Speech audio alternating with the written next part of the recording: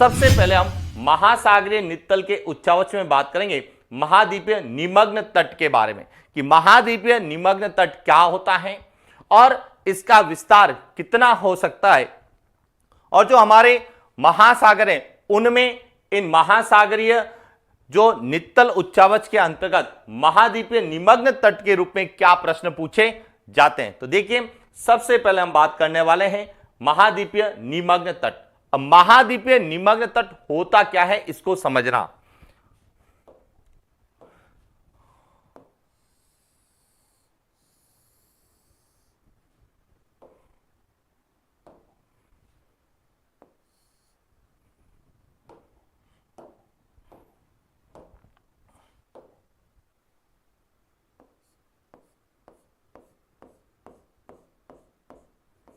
यहां समुद्र की सतह, यहां स्थल भाग,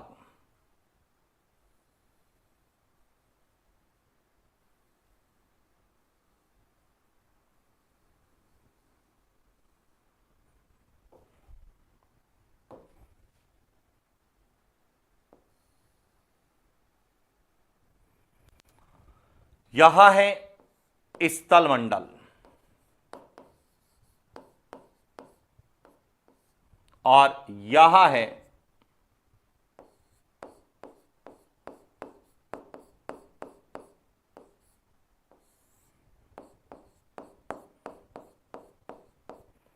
महासागरीय नित्तल।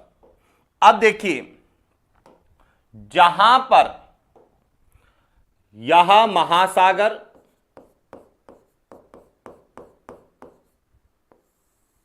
और यह महाद्वीप,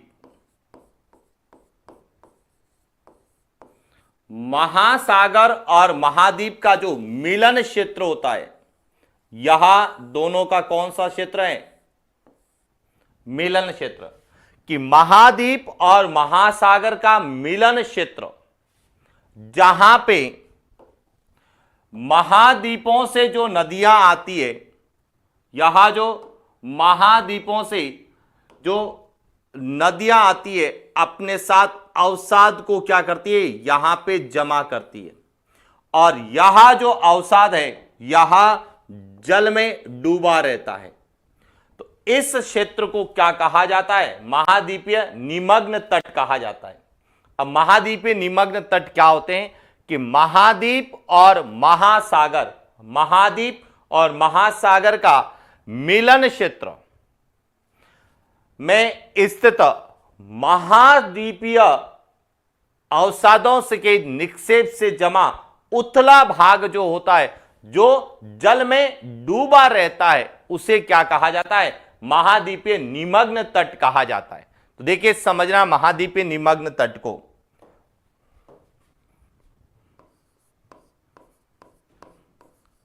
महाद्वीप तथा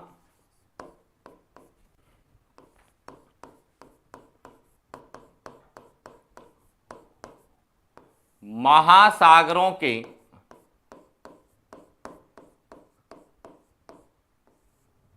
मिलन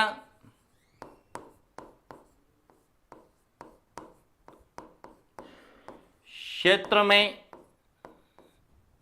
स्थित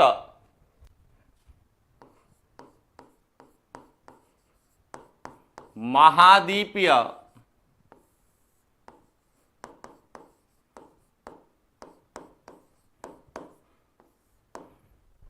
अवसादों के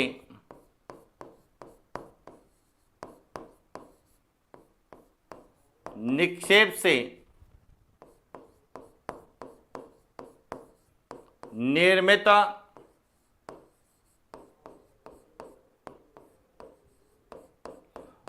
उतला भाग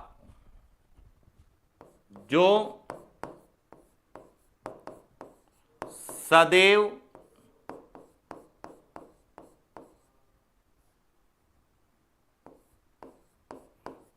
जल में डूबा रहता है।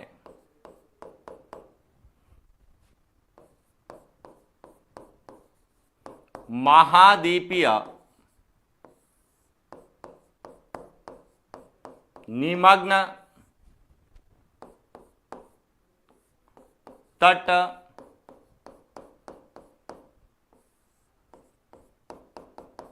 कहलाता है। तो अब शायद आपको परिभाषा से क्लियर हो चुका होगा कि महाद्वीप और महासागरों का जो मिलन क्षेत्र है, यह इसका क्या है, मिलन क्षेत्र। इस मिलन क्षेत्र में महाद्वीपीय अवसाद, अब महाद्वीपीय अवसाद नदियों द्वारा भी लाए जा सकते हैं, पवन के द्वारा भी लाया जा सकता है। तो महाद्वीपीय अवसाद यहां पे जमा होंगे तो यह भाग क्या होगा, थोड़ा उथला भाग होगा, यानी कि ऊंचा भाग होगा। और इस उथले भाग को यह भी ध्यान रखना, यह भाग सदैव जल में डूबा रहेगा। किस में डूबा रहेगा, जल में डूबा रहेगा। यह देखिए, यह भाग सदैव जल में डूबा रहता है, इसे ही महाद्वीपीय निमग्न तट कहा जाता है। यह बात करें कि यह महासागरों का सबसे उथला भाग होता है। अब देखिए महाद्वीपीय निमग्न तट की क्या विशेषता होती है।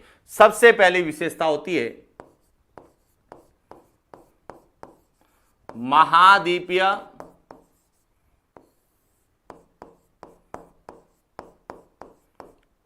निमग्न तट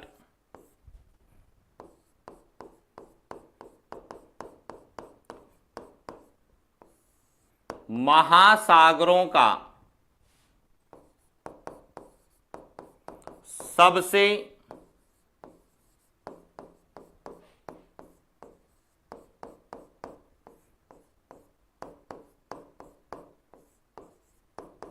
उथला भाग होता है। ये ध्यान में, सबसे उथला का मतलब है क्योंकि यह अवसादों से जमा होता है इसलिए उथला होता है। और यह जो महाद्वीपीय निमग्न तट जो होता है, यह संपूर्ण महासागरीय क्षेत्र का लगभग 8.6% क्षेत्रफल में विस्तृत है। यानी कि यह जो महाद्वीपीय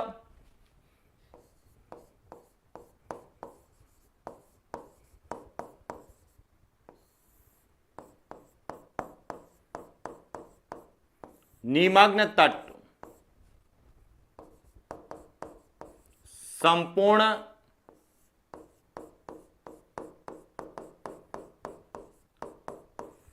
महासागरीय क्षेत्र का लगभग 8.6% है। कितना है, 8.6। जो पूरा महासागरीय क्षेत्र है उसका 8.6% क्षेत्र इसके अंतर्गत आता है। किसमें, महाद्वीपीय निमग्न तट। और इसका जो ढाल होता है वह 1 से 3 डिग्री होता है, यह भी ध्यान रखना। महाद्वीपीय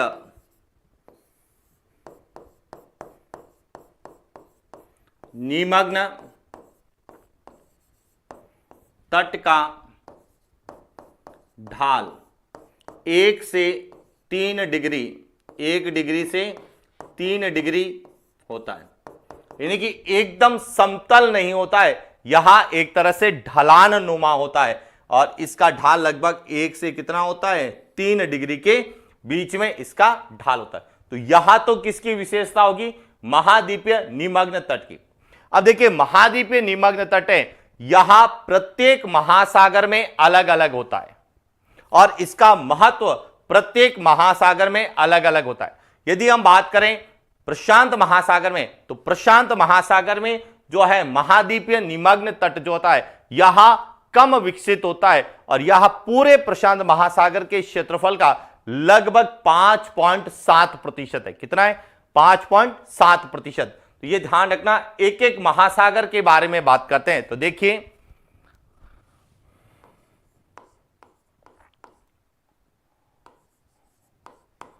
महाद्वीपीय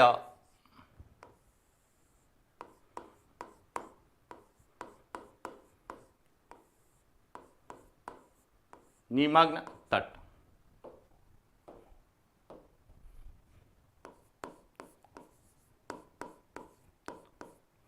प्रशांत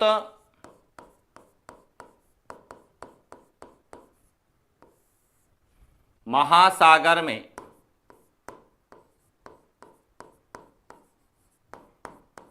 महाद्वीपीय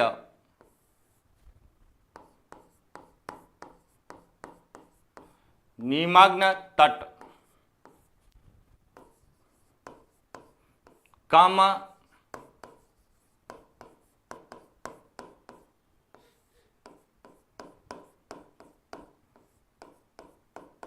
विकसित होता है। जो संपूर्ण प्रशांत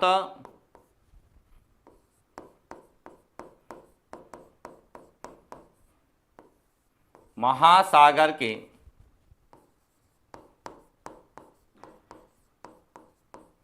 क्षेत्रफल का लगभग 5.7% है। यानी कि प्रशांत महासागर में यह जो है महाद्वीपीय निमग्न तट, यह पूर्ण विकसित नहीं होता है, कम विकसित होता है, और इसीलिए इसका जो है क्षेत्र पूरे प्रशांत महासागर के क्षेत्रफल का कितना है, 5.7% है। क्लियर। यही बात करते हैं अपन हिंद महासागर में। किसमें? हिंद महासागर में।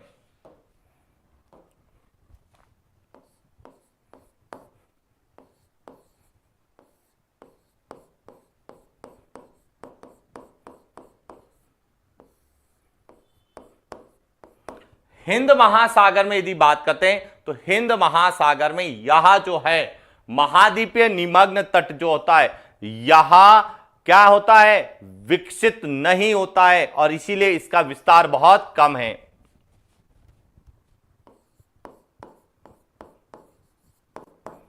महाद्वीपीय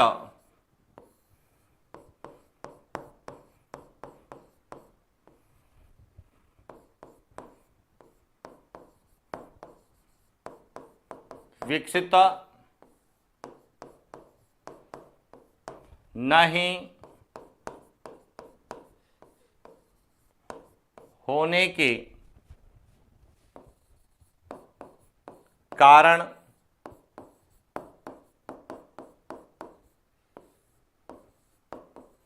बहुत कम है। यानी कि संपूर्ण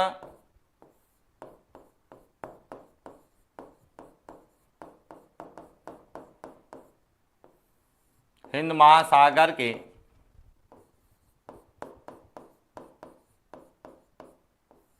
क्षेत्रफल का 4.2%। कितना है? 4.2%। क्यों? क्योंकि हिंद महासागर में महाद्वीपीय निमग्न तट विकसित नहीं होते। तो प्रशांत महासागर में कितना है? 5.7, जो कि कम विकसित है। हिंद महासागर में विकसित नहीं होते, इसीलिए सबसे कम कहां पाया जाता है? तो यह हिंद महासागर में। लेकिन सबसे ज्यादा जो है वह अटलांटिक महासागर में पाया जाता है, क्योंकि अटलांटिक महासागर में यह जो महाद्वीपीय निमग्न तट है यह विकसित होता है। क्या होता है? विकसित होता है, और यह विकसित महाद्वीपीय निमग्न तट वाला महासागर भी कहलाता है।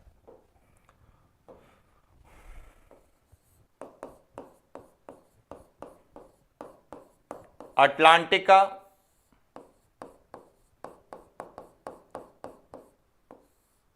महासागर में महाद्वीपीय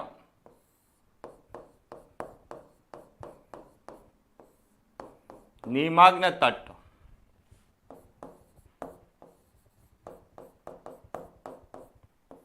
विकसित होता है, जो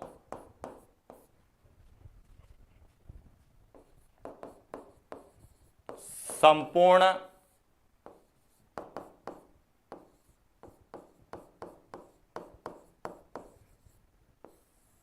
अटलांटिक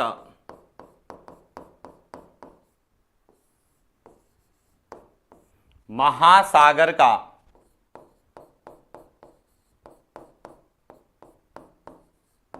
13.3% है। कितना है? 13.3, यानी कि सबसे ज्यादा महाद्वीपीय निमग्न तट किसका है? अटलांटिक महासागर। अब इसका पता कैसे चलता है? इसका पता चलता है महाद्वीपीय निमग्न तट की विशेषताओं से या महत्व से, कि महाद्वीपीय निमग्न तट जो होते हैं यह जल में डूबे हुए होते हैं, इसीलिए यह जो है किसके? मत्स्य संग्रहण केंद्र, जितने भी विश्व में मत्स्य संग्रहण केंद्र है, चाहे वह जॉर्जेज बैंक है, डागर बैंक है, ग्रांट बैंक है, यह सभी इसी महाद्वीपीय निमग्न तट में पाए जाते हैं। और विश्व के बड़े बड़े मत्स्य संग्रहण केंद्र अटलांटिक महासागर में, तो इससे यह जो है सिद्ध होता है कि अटलांटिक महासागर का महाद्वीपीय निमग्न तट जो है वह विकसित होता है। तो विश्व के प्रमुख मत्स्य संग्रहण केंद्र,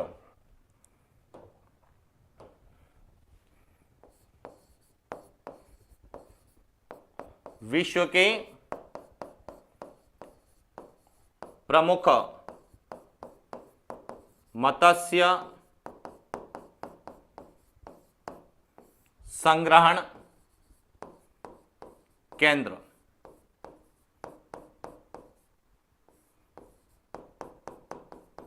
डागर बैंक, जॉर्जेज बैंक,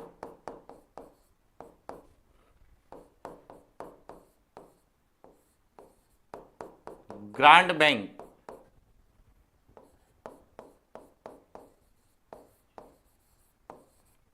महाद्वीपीय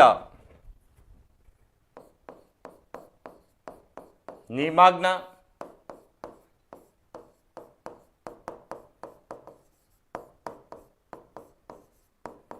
तट में स्थित है। और यह सभी जो है मत्स्य संग्रहण केंद्र अटलांटिक महासागर में, और इसीलिए हम कहते हैं कि अटलांटिक महासागर का महाद्वीपीय निमग्न तट सबसे ज्यादा क्या होता है? विकसित होता है।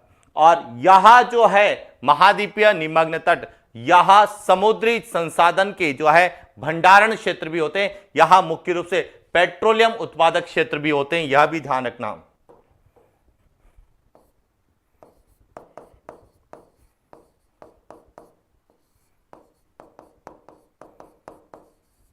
समुद्री संसाधन,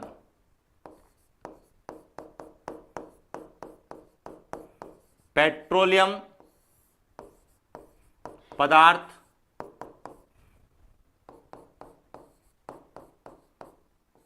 प्रवाल के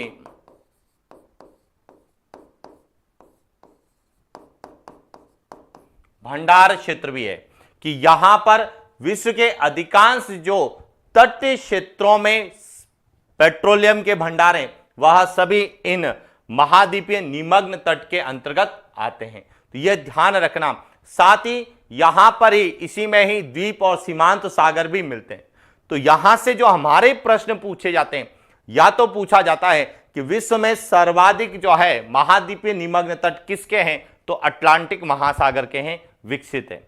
और या फिर पूछा जाता है कि जितने भी हमारे ये कह सकते हैं पेट्रोलियम उत्पादक क्षेत्र, असंख्य तट अपतटीय द्वीप या जो मत्स्य संग्रहण केंद्र है, या किस महासागरीय नितल के अंतर्गत आते हैं, या किस महासागरीय नितल उच्चावच का भाग है, तो यह सभी महाद्वीपीय निमग्न तट का भाग है।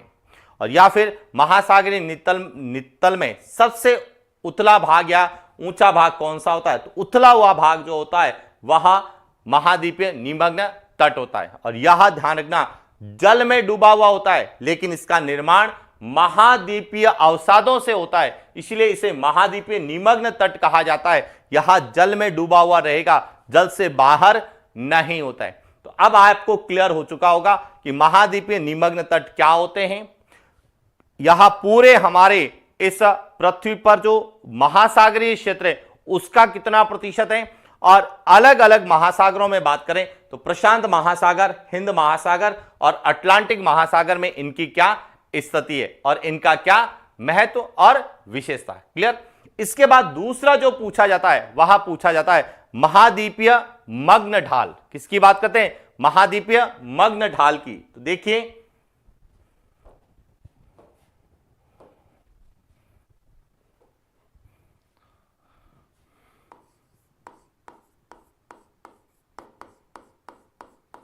महासागरीय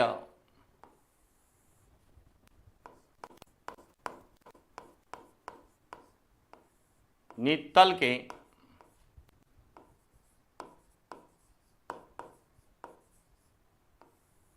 उच्चावच के अंतर्गत जो सेकंड है वह है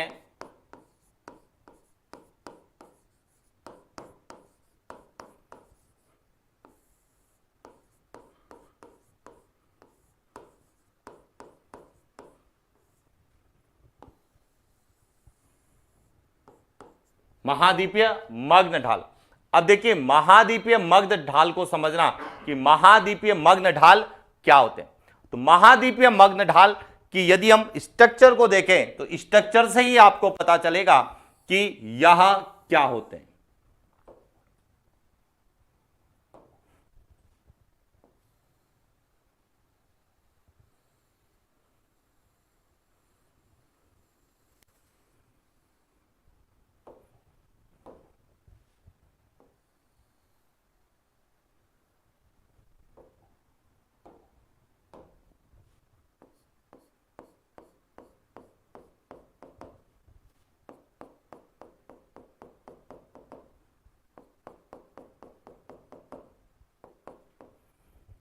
अभी हमने जिसके बारे में अध्ययन किया यह है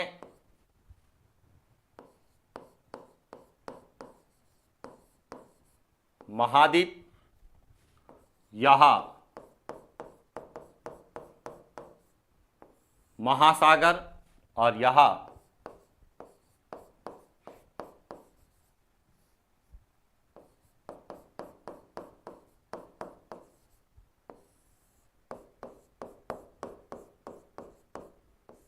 नित्तल। अब देखिए महाद्वीप और महासागरों को जोड़ने वाला क्षेत्र यह क्या कहलाता है? महाद्वीपीय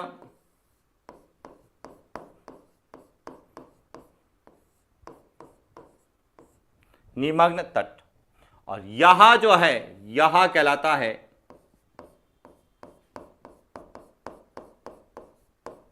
महासागरीय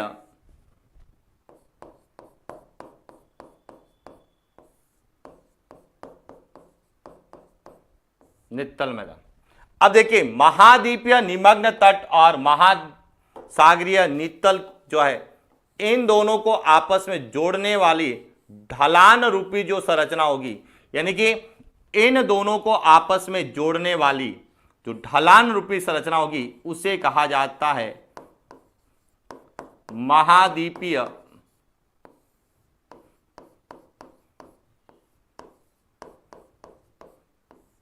मग्न ढाल।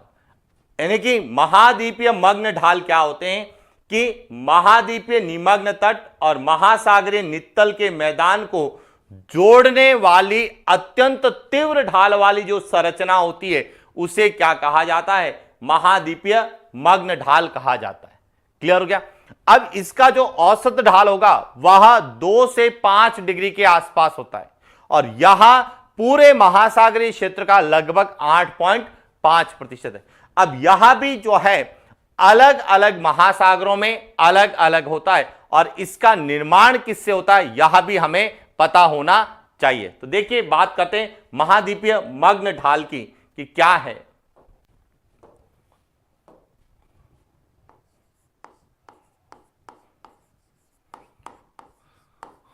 महाद्वीपीय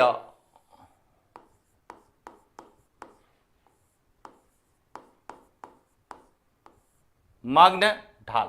महाद्वीपीय मग्न ढाल क्या होते हैं?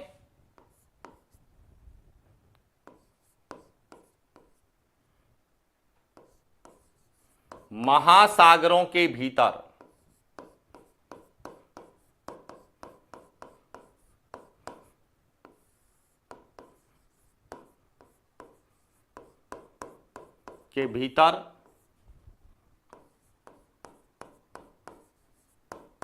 महाद्वीपीय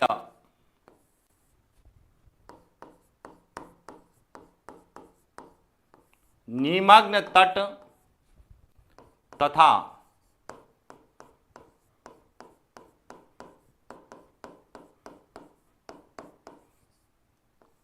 महासागरीय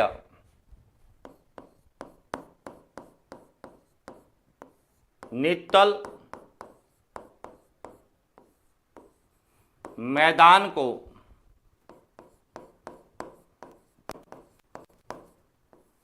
जोड़ने वाली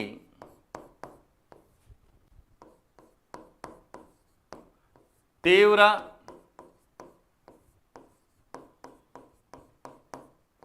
ढाल वाली संरचना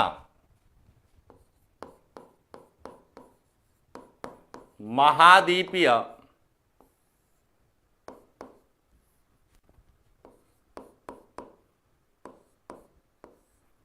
मग्न ढाल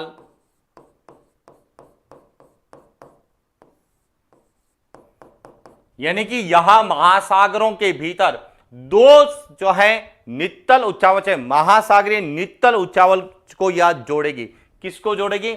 महाद्वीपीय निमग्न तट जो कि उथला भाग होता है और महासागरीय नित्तल का मैदान जो एक समतल भाग होता है, उनको आपस में जोड़ने वाली एक तीव्र ढाल वाली संरचना होती है। और इसका जो ढाल होता है वह 2 से 5 डिग्री तक होता है।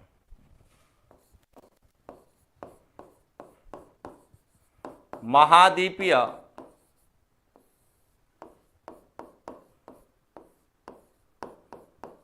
मग्न ढाल 2 डिग्री से तक 2 से 5 डिग्री। और यहां पे किसी तरह का महाद्वीपीय अवसाद नहीं पाया जाता है, क्योंकि ढलान के कारण महाद्वीपीय अवसाद कहां चला जाएगा? या तो महाद्वीपीय निमग्न तट में रहेगा या फिर नित्तल के मैदान में रहेगा। इस क्षेत्र में किसी प्रकार का महाद्वीपीय निक्षेप या सागरीय निक्षेप नहीं पाया जाता है। और इसकी जो उत्पत्ति है, यानी कि इसकी उत्पत्ति किससे होती है? तो महासागरीय जो तरंगें होती है उन तरंगों के अपर्दन से होती है। यह ध्यान रखना कि इसका निर्माण महाद्वीपीय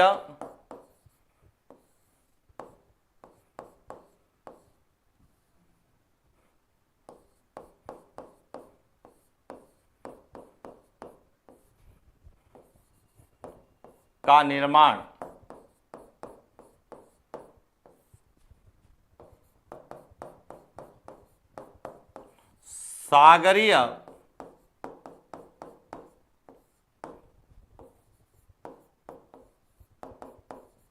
सागरीय तरंगों के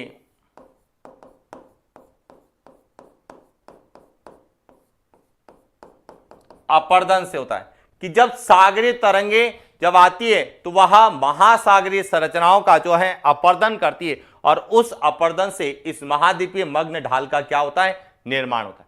और यहां संपूर्ण महासागरीय क्षेत्र का कितना प्रतिशत है? 8.5% है।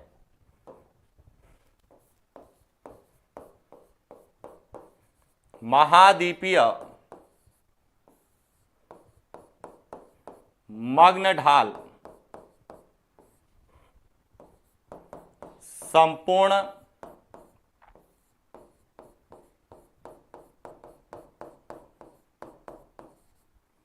महासागरीय क्षेत्र का 8.5% है। देखिए, महाद्वीपीय निमग्न तट 5.6% होता है और यहां वह 8.6% होता है और यहां 8.5% होता है। क्लियर हो गया? इसके बाद अलग अलग महासागरों में इसका जो है विस्तार अलग अलग होता है।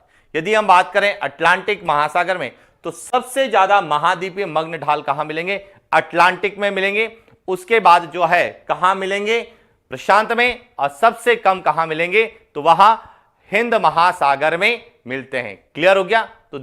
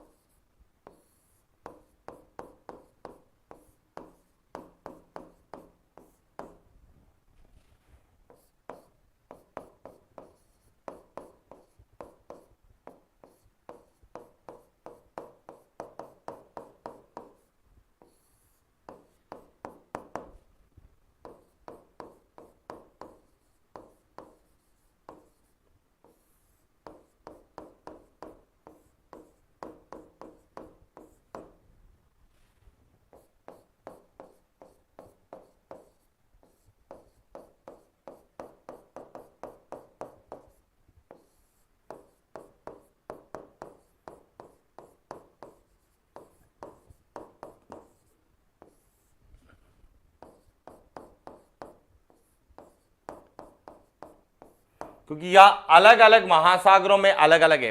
तो अब देखिए अटलांटिक महासागर में यह कितना है, तो यह अटलांटिक महासागर में 12.4% है।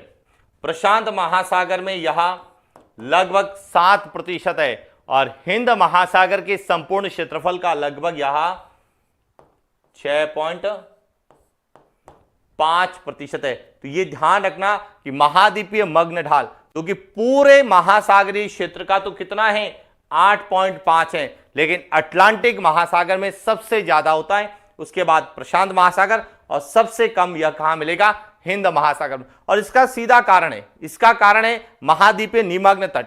जिसका महाद्वीपीय निमग्न तट ज्यादा विकसित होगा वहां पर जो है महाद्वीपीय मग्न ढाल जो है वह ज्यादा मिलेगा। और सबसे ज्यादा विकसित किसका है, अटलांटिक महासागर का है। तो इसीलिए अटलांटिक महासागर में महाद्वीपीय मग्न ढाल कितना है, 12.4%। और इस महाद्वीपीय मग्न ढाल में किसी तरह का सागरीय निक्षेप नहीं पाया जाता है। क्यों? क्योंकि यह ढलान नुमा संरचना होती है, इसीलिए इस क्षेत्र में किसी तरह का सागरीय निक्षेप नहीं होता, एक तरह से समतल ढाल मिलता है। और यही प्रश्न हमसे पूछा जाता है कि महाद्वीपीय मग्न ढाल यह किसको जोड़ते हैं या कहां होते हैं, तो महाद्वीपीय निमग्न तट और महासागरीय नित्तल के मैदान को यह जोड़ने वाली एक ढलान नुमा संरचना है। देखिए मैप में इजीली समझ में आ जाएगा कि यह जो है यह महाद्वीपीय निमग्न तट जो कि सबसे उथला भाग होता है और इसके बाद यह नित्तल का मैदान, और इन दोनों को यह आपस में क्या कर रही है, जोड़ रही है। और इसीलिए इसको सदैव एग्जाम में या एग्जाम पॉइंट ऑफ व्यू से पूछा जाए तो सबसे ज्यादा जो पूछा जाता है वह इसी महाद्वीपीय मग्न ढाल को पूछा जाता है। और यह सबसे ज्यादा किसका होता है, अटलांटिक महासागर का होता है। और महाद्वीपीय निमग्न तट भी सबसे ज्यादा किसका है, अटलांटिक का है। और सबसे ज्यादा विकसित भी किसका है, अटलांटिक का होता है। तो इसीलिए अटलांटिक महासागर के जो अधिकांश प्रश्न है वह इसी को आधार बना के पूछे जाते हैं। क्लियर हो गया? इसके बाद आता है जो सबसे इंपॉर्टेंट चीज है वह है महासागरीय नित्तल मैदान।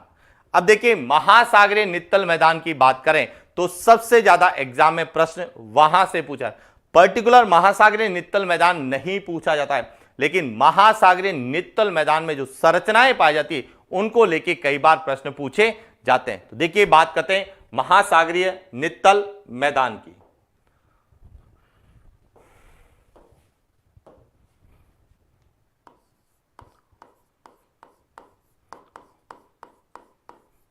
महासागरीय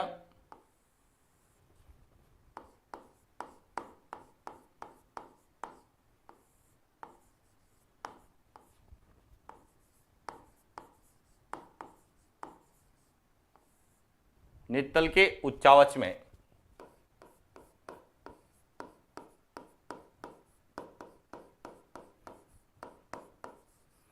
महासागरीय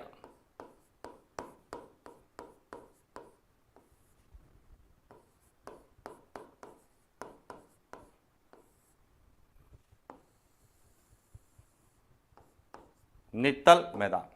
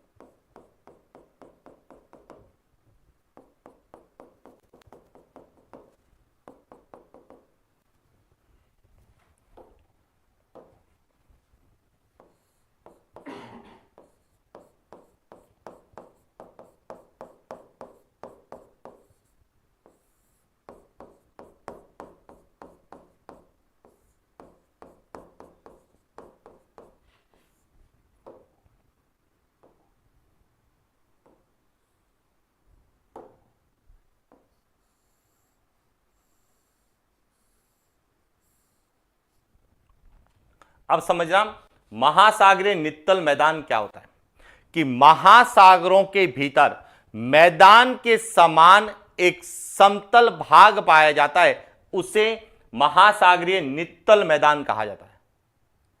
कि महासागरों के भीतर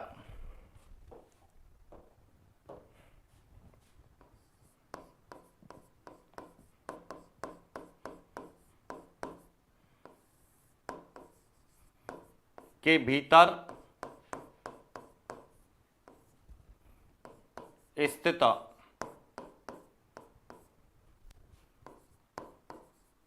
गहरा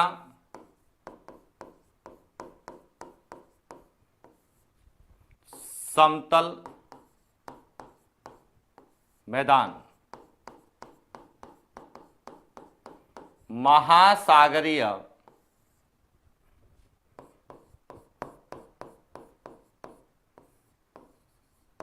नित्तल का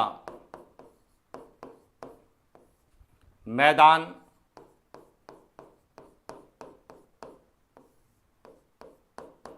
कहलाता कि महासागरों के भीतर जो गहरा समतल मैदान पाया जाता है उसे महासागरीय नित्तल का मैदान कहा जाता है। अब ध्यान रखना, महासागर जितने गहरे सागर होंगे उतना महासागरीय नित्तल का सर्वाधिक क्या होता है, विस्तार होता है।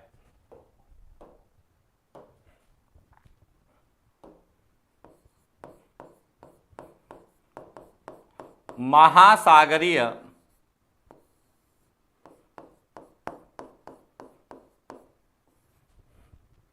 नित्तल के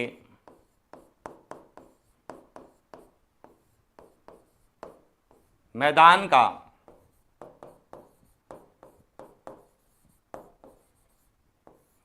सर्वाधिक विस्तार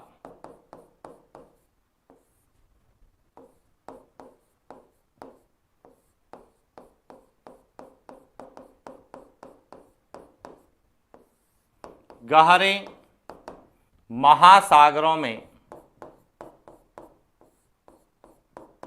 ये ध्यान रखना कि जितना महासागर गहरा है वहां पे उतना ही जो है महासागरीय नित्तल का विस्तार क्या होगा, ज्यादा होगा। और यही कारण है कि सबसे गहरा महासागर कौन सा है, सबसे गहरा महासागर है प्रशांत महासागर। इसलिए प्रशांत महासागर में जो है महासागरीय नित्तल के मैदान का विस्तार सबसे ज्यादा है। देखिए कैसे, यदि हम बात करें प्रशांत महासागर में,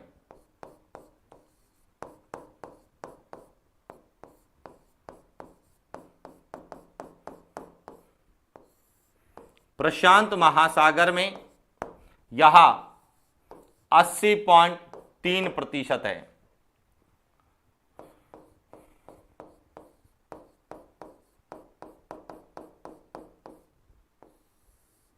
हिंद महासागर में 80.1% है।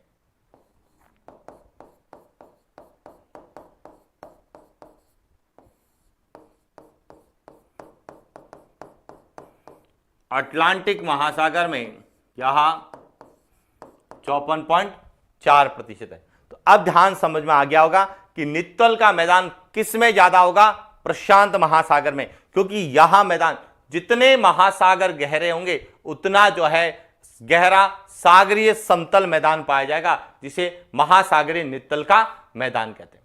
और यहां जो है संपूर्ण महासागरीय क्षेत्र का कितना प्रतिशत है, तो ध्यान रखना 75% जो है वह नित्तल का मैदान है। संपूर्ण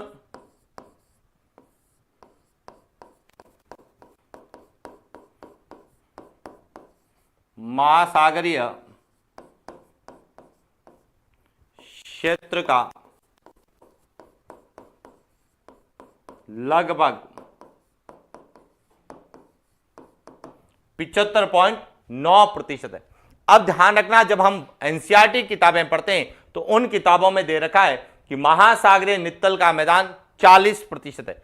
अब ध्यान रखना कि केवल मैदान जो है वह 40% है, लेकिन महासागरीय नित्तल के मैदान में अनेक प्रकार की संरचनाएं पाई जाती है, जैसे कटक पाए जाते हैं, ग्वाट पाए जाते हैं, द्वीप पाए जाते हैं, गर्त पाए जाते हैं। उन सबको यदि हम मिला लें तो कितना आएगा, 75.9। और केवल पूछा जाता है कि केवल महासागरीय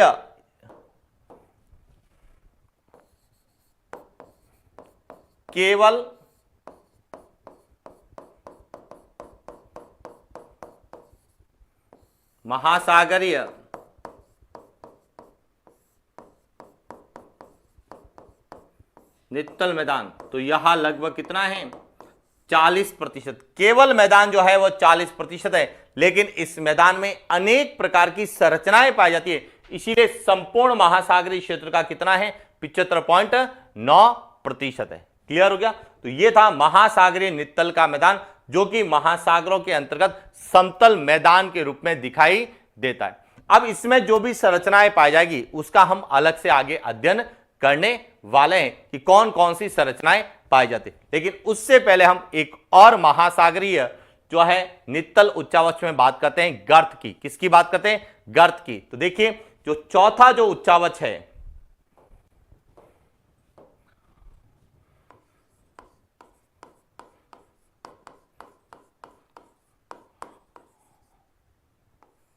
महासागरीय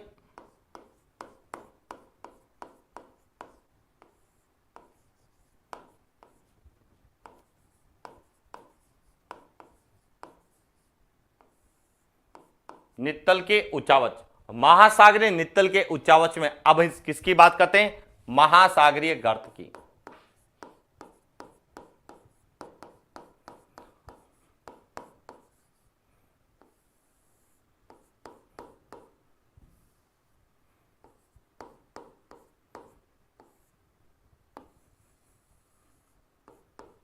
महासागरीय गर्त की। अब समझना सबसे पहले कि यह क्या होते हैं।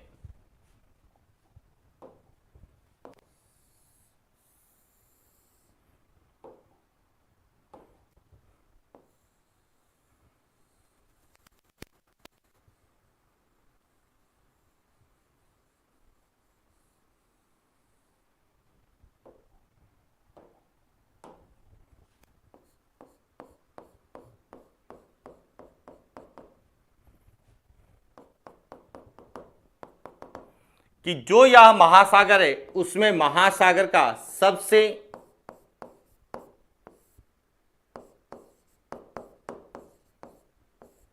महासागर का जो सबसे गहरा भाग होता है, जो सबसे गहरा बिंदु होता है, वह क्या कहलाता है?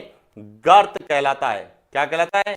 गर्त कहलाता है। और आपने पढ़ा होगा मेरियाना गर्त है, सुंडा गर्त है, प्यूर्टो गर्त है। तो गर्त क्या होता है? महासागरों का सबसे गहरा, यानी कि महासागरों में सबसे गहराई वाला जो भाग होता है उसे क्या कहा जाता है? महासागरीय गर्त का। अब इसका निर्माण कैसे होता है, यह सबसे इंपॉर्टेंट है। इसके निर्माण के लिए जो गति उत्तरदायी प्लेट, यानी इसके निर्माण की जो व्याख्या है हम प्लेट विवर्तनीय सिद्धांत के अनुसार करते हैं। और प्लेट विवर्तनीय सिद्धांत कहती है कि जब प्लेटें आपस में एक दूसरे की ओर गति करती है, जिसे हम कहते हैं अभिसारी गति कहते हैं, और अभिसारी गति के कारण जो हल्की प्लेट है वह तो ऊपर उठ जाती है, और जो भारी प्लेट होती है उसमें धसाव होता है, और धसाव के कारण जो है इसका निर्माण होता है। तो समझना इसकी गए कि महासागरीय गर्त क्या होते हैं, इनका निर्माण कैसे होता है, और विश्व में कौन कौन से प्रमुख महासागरीय गर्त जो हमें एग्जाम में पूछे जाते हैं, समझना यहां से।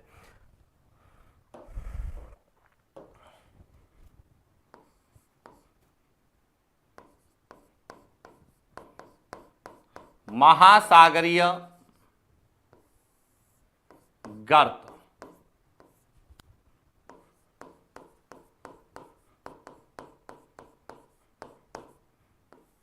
महासागरों के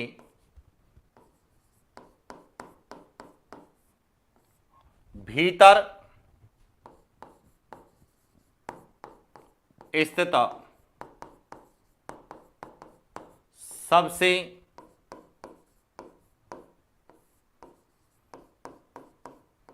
गहरा भाग है। पहला पॉइंट है यहां महासागरों के अंदर स्थित महासागरों का सबसे गहरा भाग होता है। इसके बाद दूसरी बात करते हैं तो महासागरीय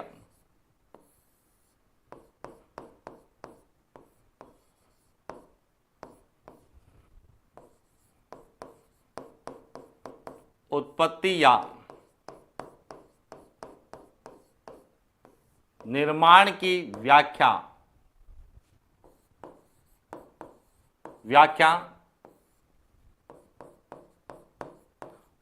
प्लेट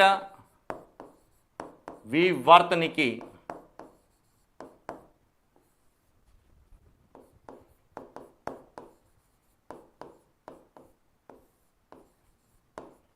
सिद्धांत के द्वारा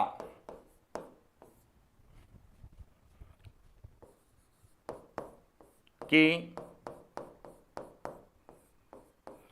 इसकी उत्पत्ति की जो व्याख्या है वह किससे करते हैं? वह करते हैं हम प्लेट विवर्तनिकी सिद्धांत कि प्लेट विवर्तनिकी सिद्धांत के अनुसार इसका निर्माण कैसे होता है। तो यहां भी हमें समझना है। तो अब समझना है कि महासागरीय जो गर्त होते हैं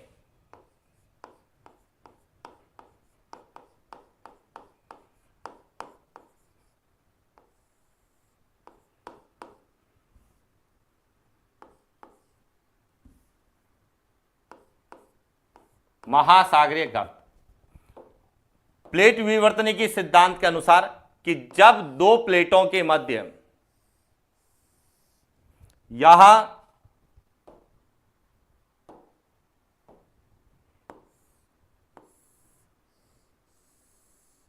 कोई दो प्लेटें, अब यहां प्लेटें कौन कौन सी हो सकती हैं?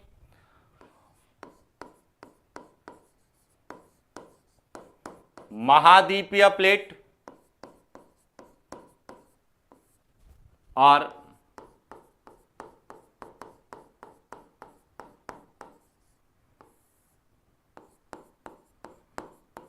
महासागरीय या फिर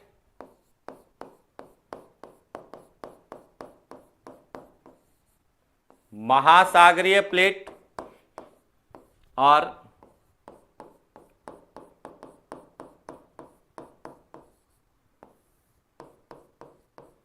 महासागरीय प्लेट, जिसमें एक प्लेट क्या होगी?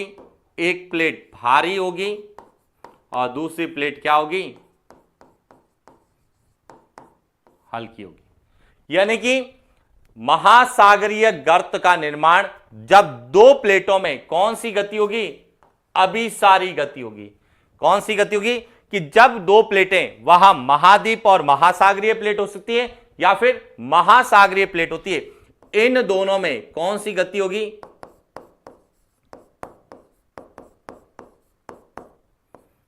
अभिसारी गति होगी। यानी कि दोनों प्लेटें एक दूसरे की ओर आएगी और जब एक दूसरे की ओर आएगी तो जो भारी प्लेट है, भारी प्लेट में तो क्या होगा? धसाव।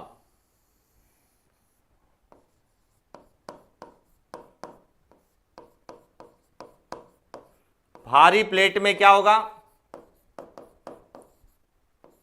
धसाव। नीचे जाएगी और जो हल्की प्लेट होगी, इस हल्की प्लेट में क्या होगा? उत्थान होगा।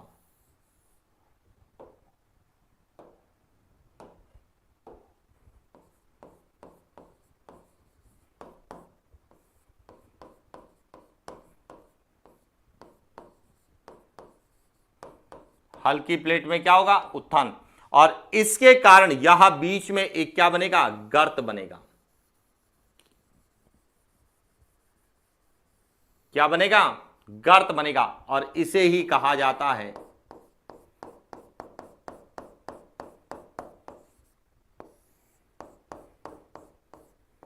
महासागरीय गर्त। यानी कि महासागरीय गर्त का निर्माण कैसे होता है? कि प्लेट विवर्तनिकी सिद्धांत के अनुसार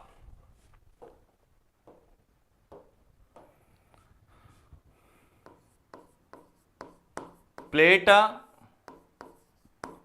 विवर्तनिकी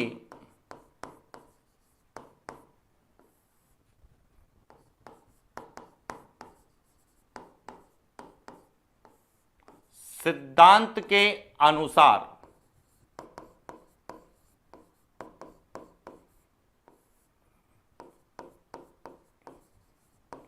हल्की तथा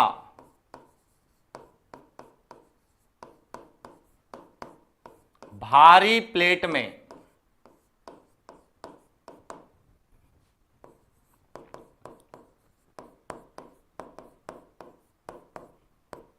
अभिसारी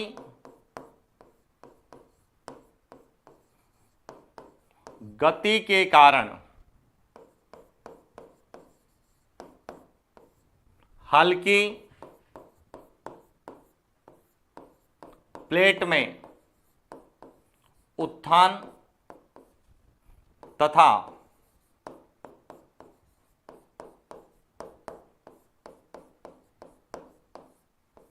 भारी प्लेट में धसाव से गहरे भाग का निर्माण होता है, जिसे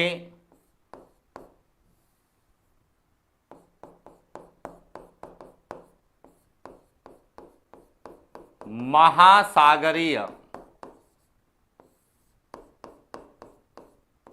गर्त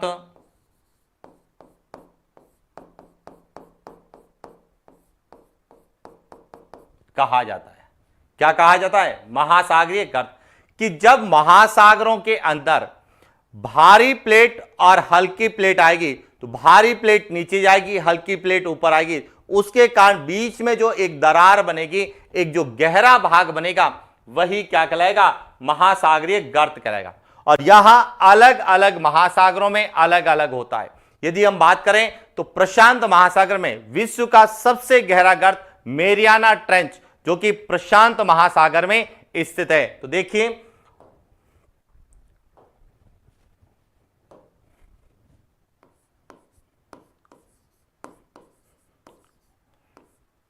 विश्व का सबसे गहरा गर्त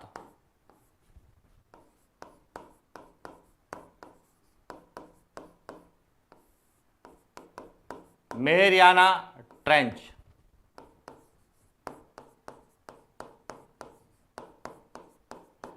फिलीपींस।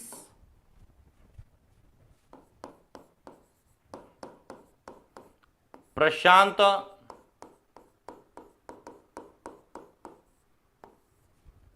महासागर में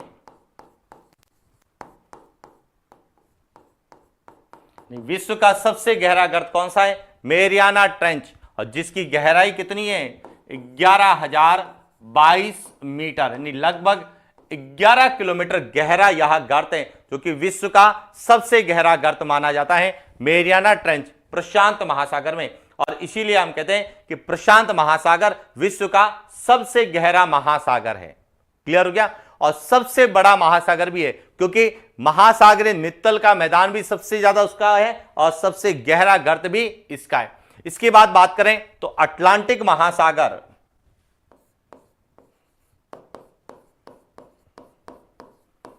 अटलांटिक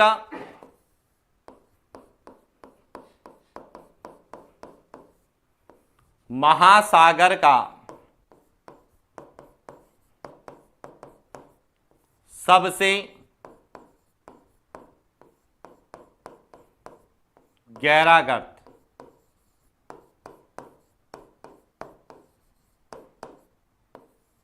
कौन सा है?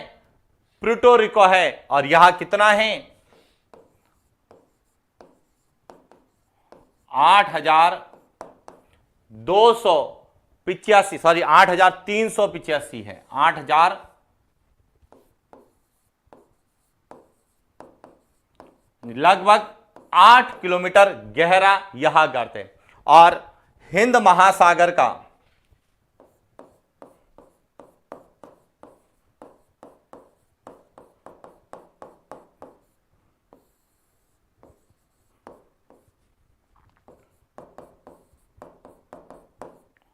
सबसे गहरा गर्त सुंडा गर्त, जो कि जावा और सुमात्रा द्वीप के मध्य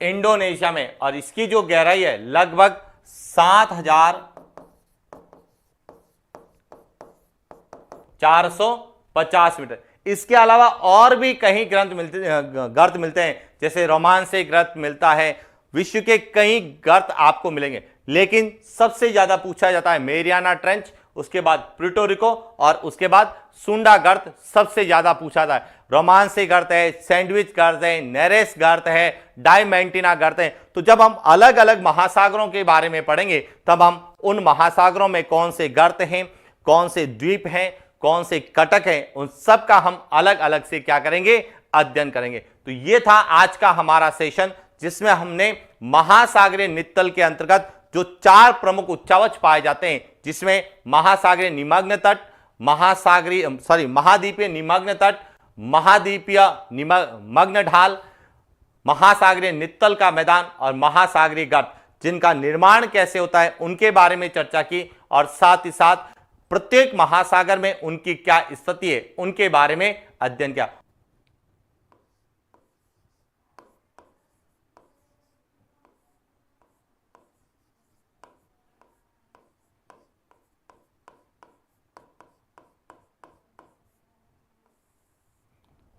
आज हम बात करेंगे सबसे पहले प्रशांत महासागर की।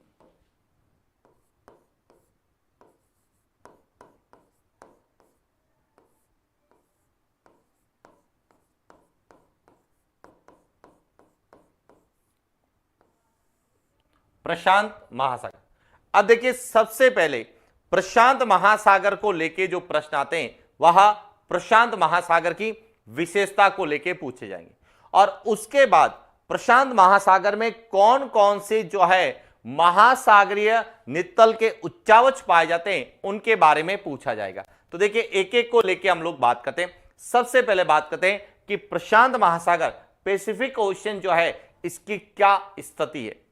तो यदि हम बात करें प्रशांत महासागर की, तो प्रशांत महासागर का जो विस्तार है वह कहां पर है, तो यह जो पूरा पूरा जो है यह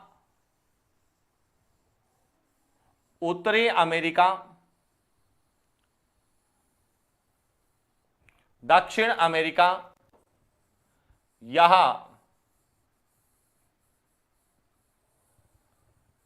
एशिया और ऑस्ट्रेलिया,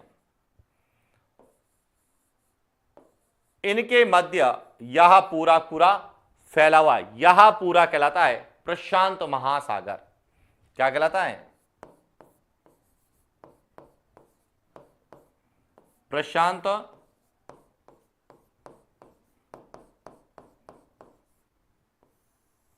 महासागर।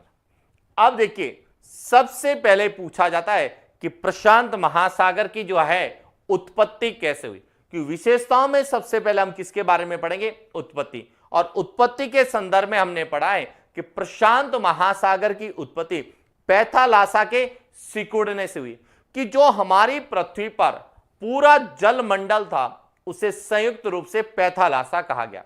अब जब पैथालासा का जो है जल अटलांटिक महासागर, हिंद महासागर, अन्य खाड़ियों में या आर्कटिक महासागर में चला गया, तो जो शेष जो पैथालासा का भाग बचा उसे क्या नाम दिया गया, प्रशांत महासागर नाम दिया गया। तो सबसे पहले तो क्या क्लियर होना चाहिए, उत्पत्ति, कि प्रशांत महासागर की उत्पत्ति किससे हुई है।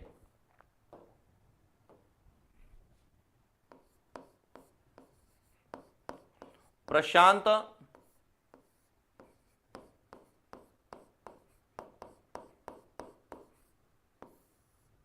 महासागर की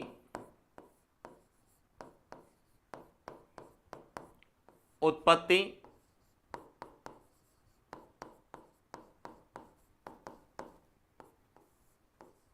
पैथालासा के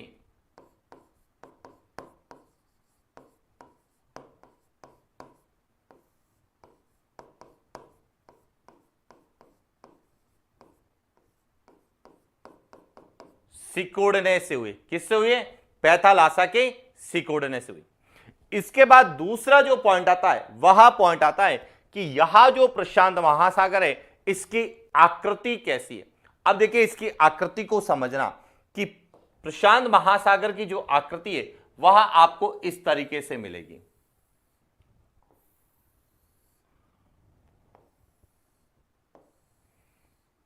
इस तरह से प्रशांत महासागर की आकृति मिलेगी। यानी कि प्रशांत महासागर की जो आकृति है वह कैसी है? त्रिभुज के समान है। किसके समान है? त्रिभुज के समान है। तो दूसरी जो विशेषता है वह है कि प्रशांत महासागर की आकृति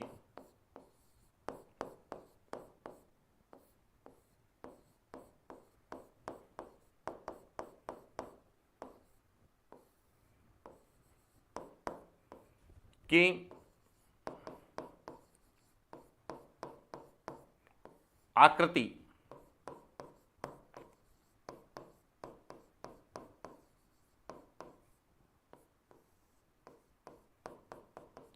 त्रिभुजाकार है, यानी कि त्रिभुज के समान है।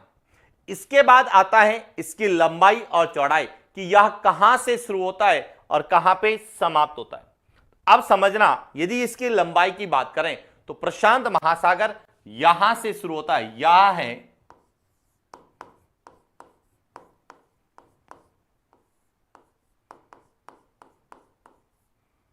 बेरिंग सागर। कहां से शुरू होता है? बेरिंग सागर से यहां शुरू होता है और यहां कहां तक है? यहां बेरिंग सागर से लगाकर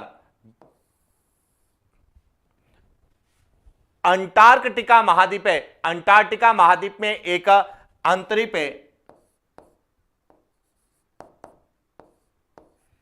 एंड्रे अंतरिप। यहां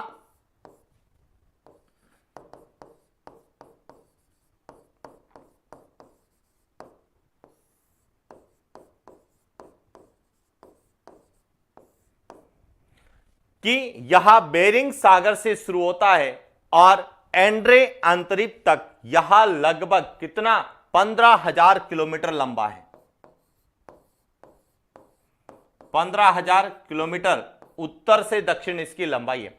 और यदि हम भूमध्य रेखा पर इसकी जो है चौड़ाई देखें तो पूर्व से पश्चिम यदि भूमध्य रेखा पर इसकी चौड़ाई लगभग 16,000 किलोमीटर है और यह लंबाई और चौड़ाई में सबसे बड़ा है, इसीलिए यह विश्व का सबसे बड़ा महासागर है। तो यह ध्यान रखना कि इसकी उत्तर से दक्षिण लंबाई कहां से कहां तक है। तो देखिए, बात करते हैं प्रशांत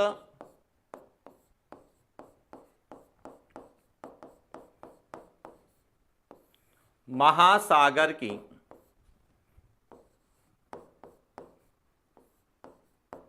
उत्तर से दक्षिण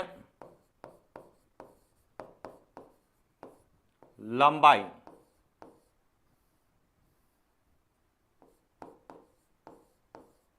15,000 किलोमीटर तथा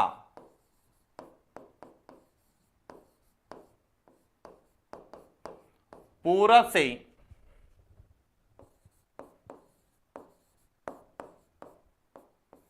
पश्चिम चौड़ाई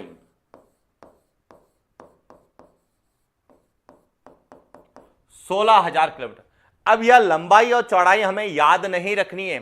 अब यह लंबाई और चौड़ाई हमें यह बताएगा कि प्रशांत महासागर विश्व का सबसे बड़ा महासागर है। यानी कि विश्व में जो 4 महासागर हैं उसमें प्रशांत महासागर विश्व का सबसे बड़ा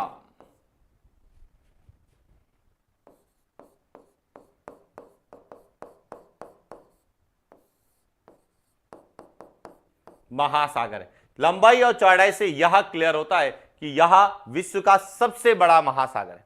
साथ में यदि बात करें इसकी गहराई, तो इसकी जो औसत गहराई है वह 4,572 मीटर है।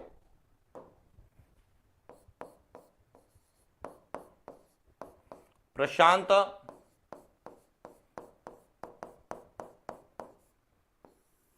महासागर की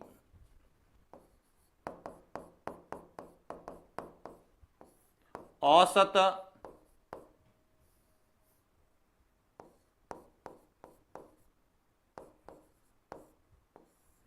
4,500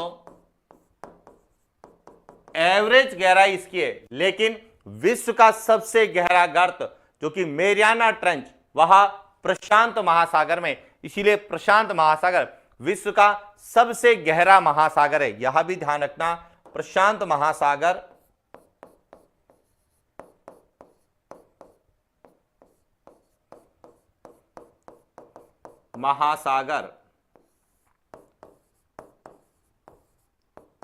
विश्व का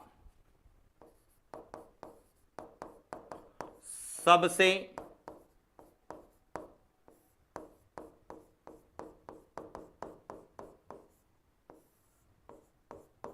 गहरा महासागर है। क्यों है इसका कारण हम जानते हैं कि विश्व का सबसे गहरा गर्त मेरियाना ट्रेंच जो कि प्रशांत महासागर में फिलीपींस द्वीप समूह के अंतर्गत आता है। तो यह तो प्रशांत महासागर की क्या होगी, विशेषता होगी। और यदि हम बात करें क्षेत्रफल की, तो प्रशांत महासागर या पूरे जो है कुल महासागरीय क्षेत्र का लगभग 1/3 भाग है, यानी कि यह सबसे बड़ा है। तो इसकी एक और पॉइंट नोट कर देते हैं, संपूर्ण महासागरीय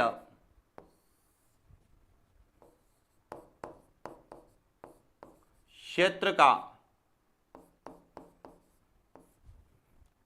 1/3, 1/3 कि जो पूरा जो हमारे यहां जलमंडल है, जो महासागरीय क्षेत्र है, उस महासागरीय क्षेत्र का 1/3 भाग जो है वह प्रशांत महासागर के अंतर्गत आता है। तो प्रशांत महासागर की क्या क्या विशेषताएं पूछी जाती हैं, एक तो पूछी जाती है उत्पत्ति, उसके बाद आकृति, इसके बाद उसकी लंबाई और चौड़ाई के आधार पर पूछा जाता है विश्व का सबसे बड़ा महासागर या यह संपूर्ण महासागरीय क्षेत्र का कितना भाग है, और यह विश्व का सबसे गहरा महासागर है तो इसका सबसे गहरा गर्त कौन सा है, तो वह हम पढ़ चुके हैं, मेरियाना ट्रेंच। क्लियर हो गया। अब बात करते हैं कि इस प्रशांत महासागर में जो हमने बात की, यह जो प्रशांत महासागर आपको नजर आ रहा है, इसमें कौन कौन से गर्त हैं। सबसे पहले बात करते हैं कि जो प्रशांत महासागर है इसकी विशेषताओं में सबसे पहला पूछा जाएगा प्रशांत महासागर के प्रमुख गर्त कौन कौन से हैं। तो देखिए, समझना एक एक पॉइंट।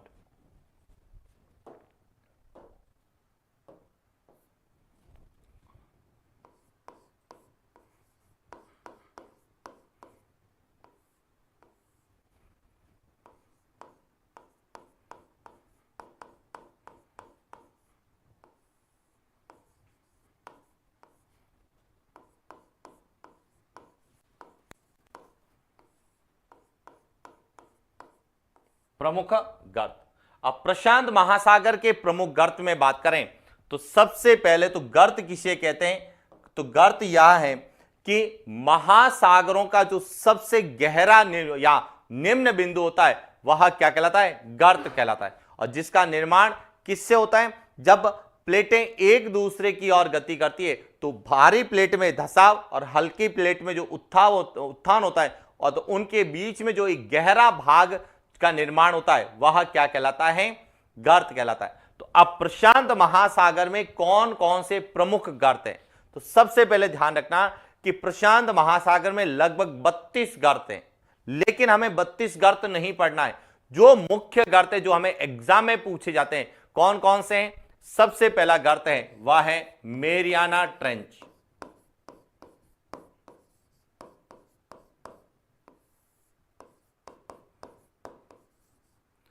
यहां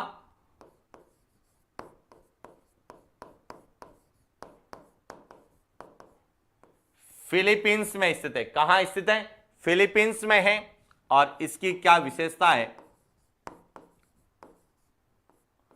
विश्व का सबसे गहरा गर्त, और इसकी जो है गहराई 11,022 मीटर है। तो विश्व का सबसे गहरा गर्त कौन सा है? तो वह है मेरियाना ट्रेंच।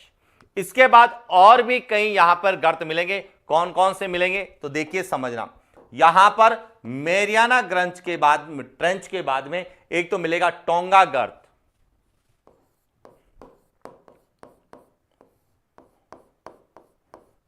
कौन सा गर्त मिलेगा? टोंगा गर्त है, मिंड नाओ गर्त है,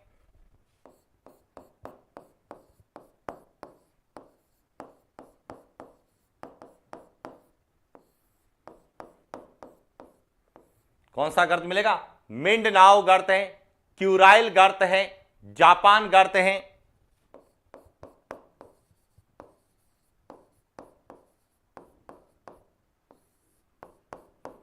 जापान के पास में जो है वह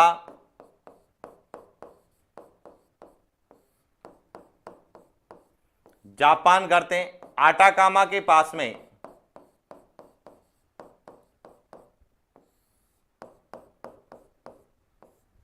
आटाकामा गर्त है। इसके अलावा यदि पेरू और चिली के पास जाएं तो पेरू और चिली गर्त हैं।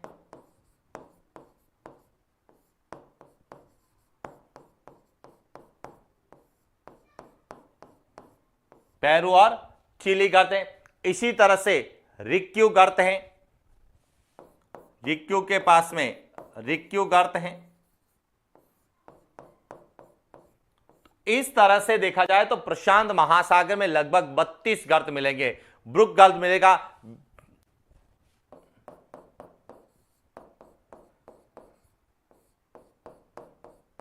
ब्रुक गर्त है, यह भी कहां मिलेगा? प्रशांत महासागर में। लेकिन हमें इतने गर्त नहीं याद करने, हमें याद करना है मेरियाना ट्रेंच, क्योंकि प्रश्न वही पूछा जाता है जिसकी कोई न कोई विशेषता होती है। तो हमें पता होना चाहिए कि विश्व का सबसे गहरा गर्त कौन सा है, किस देश में है और वह किस महासागर में स्थित है। हालांकि लिखना चाहो तो 32 गर्त के नाम हम लिख सकते हैं, लेकिन परीक्षा में हमें मेरियाना ट्रेंच पूछा जाता है, इसीलिए हमने केवल उन गर्त के बारे में लिखा है जो हमें एग्जाम पॉइंट ऑफ व्यू से पूछे जा सकते हैं। यदि हम मानचित्र में बात करें तो देखिए यहां जो प्रशांत महासागर आपको नजर आ रहा है, यहां प्रशांत महासागर है, जिसकी सीमाओं की बात करें तो देखिए यहां पूरा पूरा एशिया का भाग है। इसकी सीमा जो है तट एशिया से, यहां उत्तरी अमेरिका, यहां दक्षिणी अमेरिका, ऑस्ट्रेलिया, अंटार्कटिका, इसके बीच में यहां फैला हुआ है। अब इसमें यदि बात करें जो हमें पूछा जाता है मेरियाना ट्रेंच, यहां है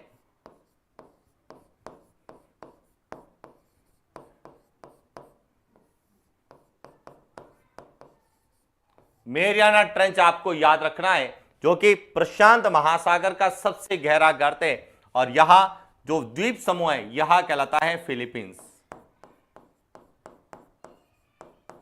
फिलीपींस द्वीप समूह में 11,022 मीटर। यदि देखिए आटाकामा मरुस्थल के जो पास में, इसके अलावा देखिए यहां पर जो आटाकामा मरुस्थल है तो यहां पे गर्त हैं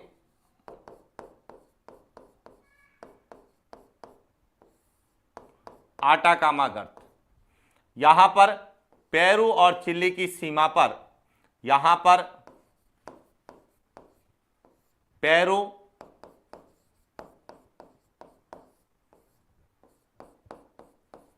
चिली गर्त आपको मिलेगा।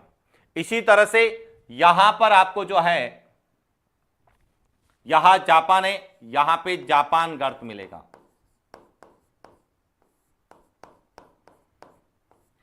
यहीं पर आपको जो है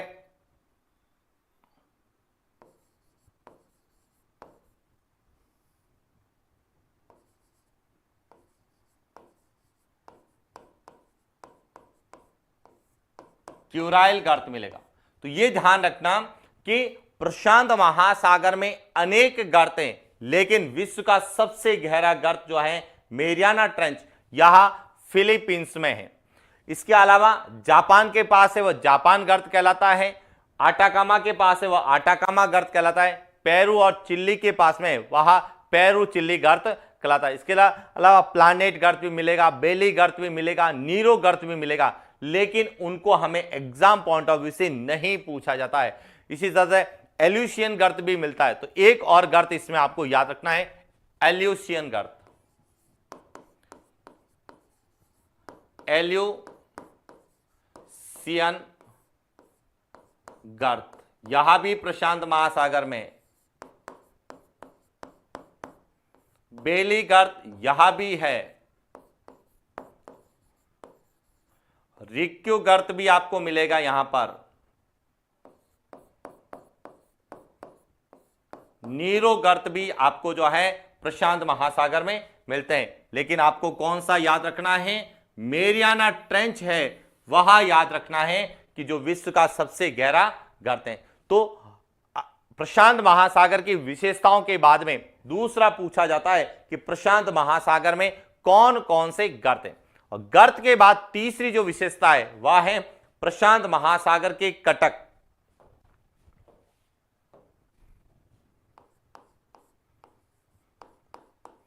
प्रशांत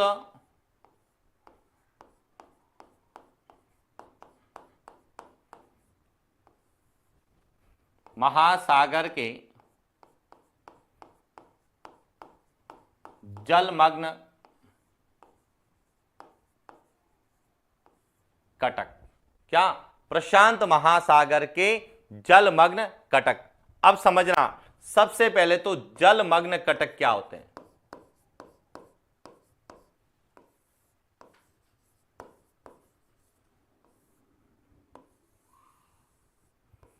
जलमग्न कटक क्या होता है।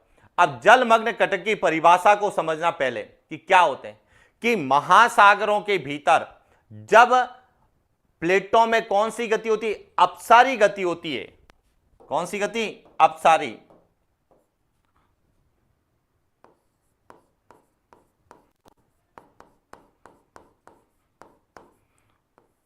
महासागरों के भीतर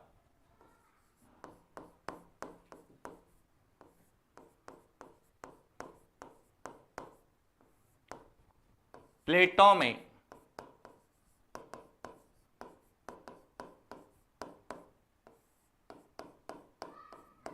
अपसारी गति से, गति के कारण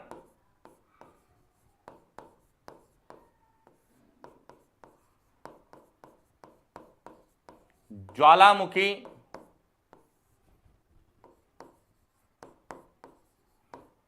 क्रिया से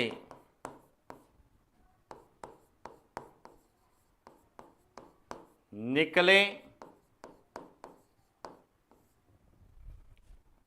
लावा के जमाव से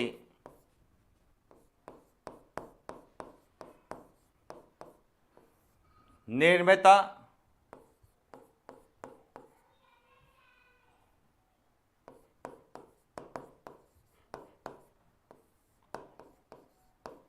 पहाड़ियों की श्रृंखला। कि जब महासागरों के भीतर, अब यहां से समझना कि जब महासागरों के भीतर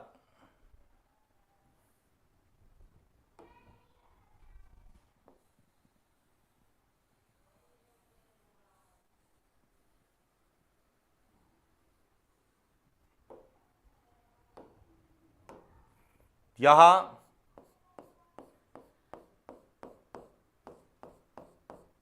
महासागर है। अब जब महासागरों में प्लेटें एक दूसरे से दूर जाएगी, यानी अपसरण होगा, अपसारी गति होगी, जब दूर जाएगी तो उनके बीच में जो ज्वालामुखी क्रिया से क्या निकलेगा, लावा निकलेगा, और लावा के जमाव से जो यहां पे क्या बनेगी, पहाड़ियों की जो श्रृंखला बनेगी, इस पहाड़ियों की श्रृंखला को क्या कहा जाता है,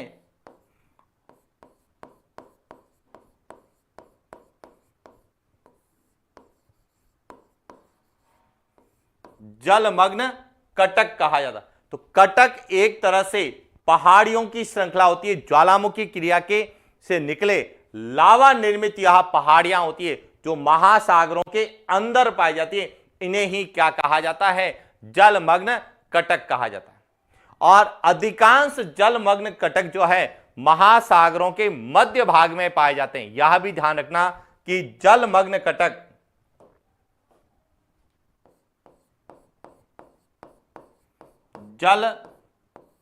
जलमग्न कटक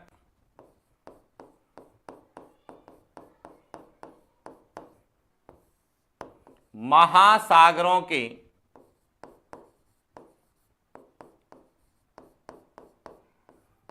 मध्य भाग में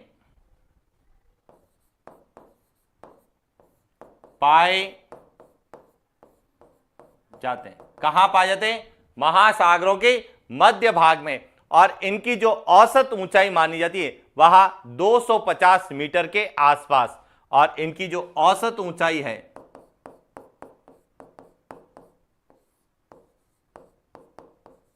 औसत ऊंचाई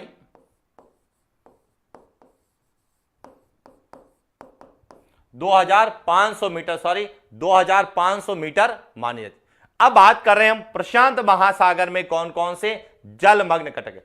जलमग्न कटक तो आपको क्लियर हो चुका होगा कि पहाड़ों की, सागरों के अंदर का जो ज्वालामुखी निर्मित पहाड़ों की जो श्रृंखला होती है उसे हम क्या कहते हैं, कटक कहते हैं। तो अब प्रशांत महासागर के कौन कौन से जलमग्न कटक है, तो देखिए बात करते हैं प्रशांत महासागर में कौन से हैं।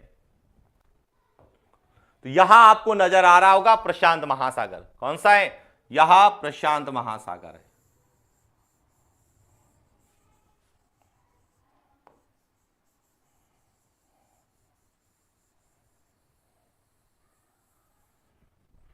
यहां प्रशांत, अब प्रशांत महासागर के जो कटक हैं वह प्रशांत महासागर के मध्य भाग में मिलेंगे। कौन कौन से कटक है, तो सबसे पहला जो कटक है वह कहलाता है पूर्वी प्रशांत महासागरीय कटक। पूर्वी प्रशांत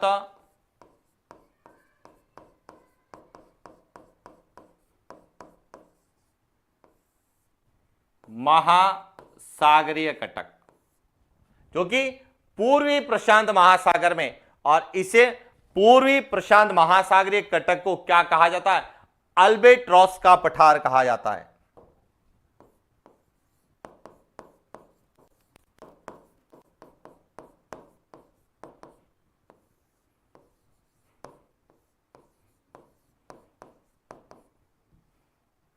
अब ध्यान रखना, अल्बेट्रॉस का जो पठार है यह एक पठार नहीं है, यह जलमग्न कटक है जो कि पूर्वी प्रशांत महासागर में पाया जाता है, स्थल भाग में नहीं है। तो एक तो ध्यान रखना, अल्बेट्रॉस का पठार यह प्रशांत महासागर का जलमग्न कटक है। उसके बाद इसके जो उत्तरी भाग में, यानी कि जो प्रशांत महासागर और मध्य अमेरिका के बीच में यह स्थित है, यानी यह इस तरीके से फैला हुआ है, पूर्वी प्रशांत महासागर में स्थित है। अब इसके में इसका जो उत्तरी भाग जो है वह क्या कहलाता है, कोकोस कटक कहलाता है, यानी कि एल्बेट्रॉस का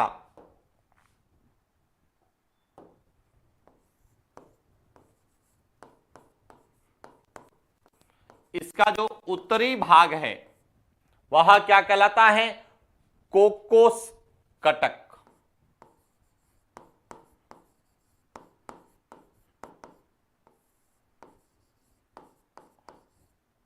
कोकोस कटक कहलाता है। और इसका जो दक्षिणी भाग है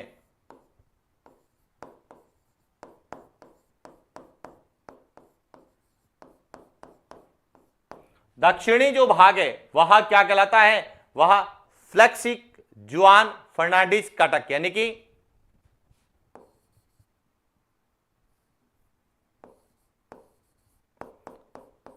फेलिक्स जुआन फर्नांडिस कटक। तो ये ध्यान रखना, दोनों ही कटक इस ऑल्बेट्रॉस पठार जो से पूर्वी प्रशांत महासागरीय कटक कहते हैं, इसके भाग हैं। इसके अलावा और कौन कौन से कटक हैं, तो यहां पर इसके अलावा प्रशांत महासागर में एक तो आपको मिलेगा हवाई कटक। कौन सा?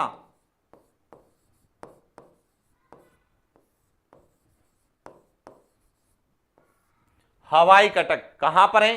प्रशांत महासागर में। इसके अलावा है चाथम उभार, चाथम उभार या चाथम कटक। कटक को कई जगह उभार भी लिखा हुआ मिलता है क्योंकि यह पहाड़ी क्षेत्र है। इसी तरह से है तस्मानिया कटक,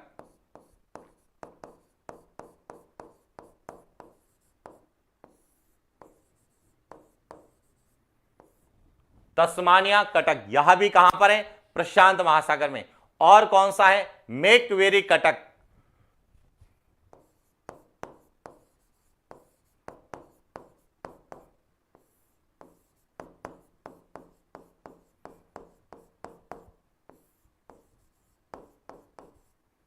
अब यहां जो है प्रमुख रूप से प्रशांत महासागर के कटक है, लेकिन इसमें आपको कौन सा याद रखना है? आपको एल्बेट्रॉस का पठार। यह एक पठार नहीं है, यह जलमग्न कटक है।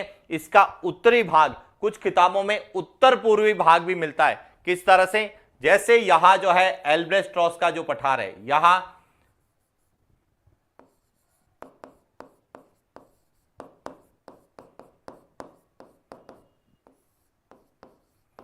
एल्बेट्रॉस का जो पठार है, यहां उत्तर, दक्षिण, पूरब और पश्चिम। तो यहां जो है भाग, जो उत्तर पूर्वी भाग है, यहां तो क्या कहलाएगा?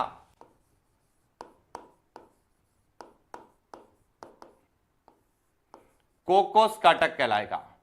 और यहां जो है दक्षिण का भाग, जो दक्षिण पूर्वी भाग है, इसे कहा जाता है फेलिक्स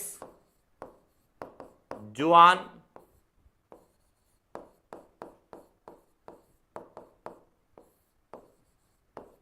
फर्नांडिज कटक। तो ये ध्यान रखना, प्रशांत महासागर में कौन कौन से प्रमुख कटक हैं। तो एल्बेट्रॉस का पठार कहां स्थित है? तो प्रशांत महासागर में स्थित है। हवाई कटक कहां है? तो हवाई द्वीप के पास है। चाथम कटक या चाथम उभार कहां है? प्रशांत महासागर में। मैक्वेरी बेलनी कटक कहां पर? प्रशांत महासागर में। और तस्मानिया कटक कहां पर है? तो प्रशांत महासागर में। तो यहां जो है प्रशांत महासागर के प्रमुख कटक है। इसके बाद पूछे जाते हैं द्वीप, कि प्रशांत महासागर में कौन कौन से द्वीप हैं। तो देखिए बात करते हैं द्वीप की।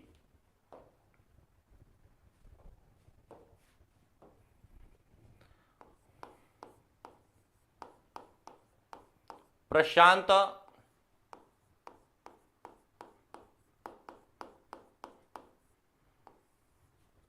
महासागर के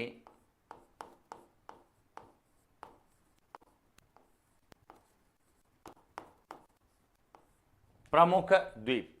सबसे पहले तो द्वीप क्या होता है जानते हैं, कि समुद्र तल से ऊपर उठा हुआ भाग जो चारों ओर से जल राशि से घिरा हो, क्या कहलाता है? द्वीप कहलाता है। यानी कि द्वीप किसे कहते हैं?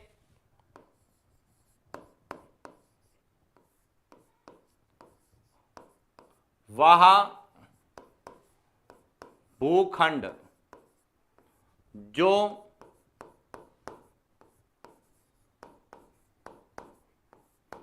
चारों ओर से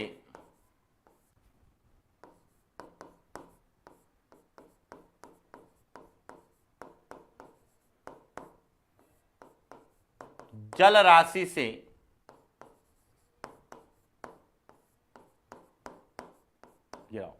ऐसा कोई भी भूखंड जो चारों ओर से जल राशि से घिरा हो, क्या कहलाता है? द्वीप कहलाता है। और विश्व में सबसे ज्यादा द्वीप कहां पर है? प्रशांत महासागर में। यह ध्यान रखना, विश्व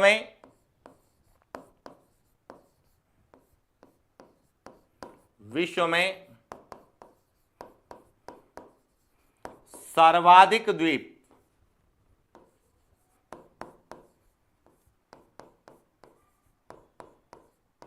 प्रशांत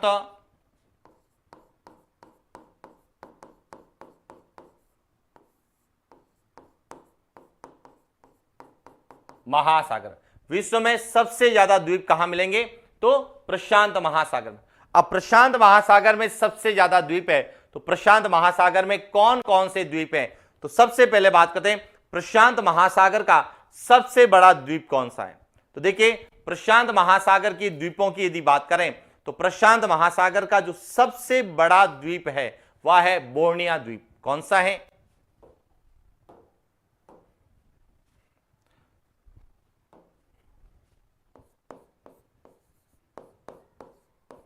प्रशांत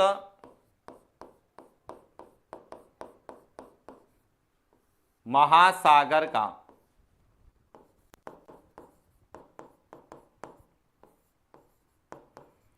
सबसे बड़ा द्वीप।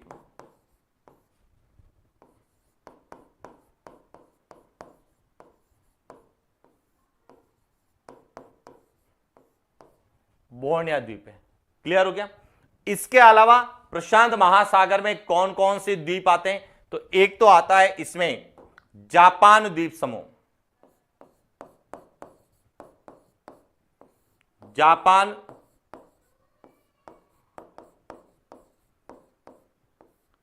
द्वीप समूह। जापान द्वीप समूह का मतलब है जापान के जो द्वीप है जिसमें होन्शु, होक्काइडो, क्यूशु और शिकोकू। Honshu,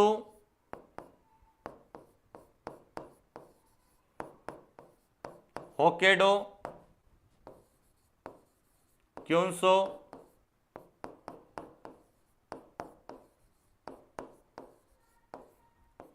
Shikoku. तो यह चारों द्वीप जो है संयुक्त रूप से जापान के अंतर्गत आते हैं, जिन्हें हम जापान द्वीप के नाम से जानते हैं। इसी प्रकार यहां पर इंडोनेशियाई द्वीप है। कौन से? इंडोनेशियाई द्वीप।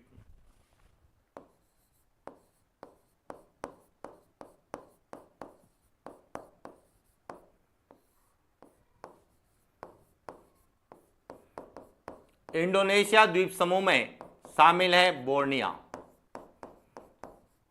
बोर्निया जो कि प्रशांत महासागर का सबसे बड़ा द्वीप है, वह किसका भाग है? इंडोनेशिया का भाग है।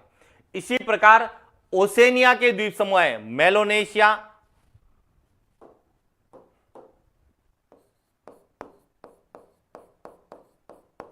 मेलानेशिया,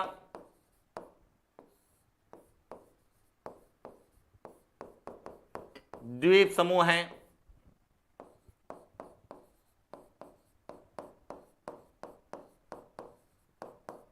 माइक्रोनेशिया,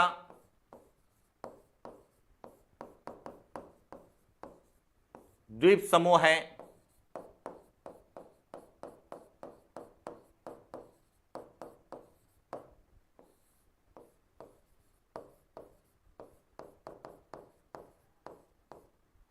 पोलिनेशिया द्वीप समूह जो कि ओसेनिया का भाग है, यह भी प्रशांत महासागर के अंतर्गत आते हैं। न्यूजीलैंड के द्वीप भी इसी के अंतर्गत आते हैं। ऑस्ट्रेलिया के द्वीप भी जो है अधिकांश इसी के अंतर्गत आते हैं। लेकिन इसके अलावा और कौन कौन से द्वीप हैं? तो देखिए इसके अलावा है ताइवान द्वीप,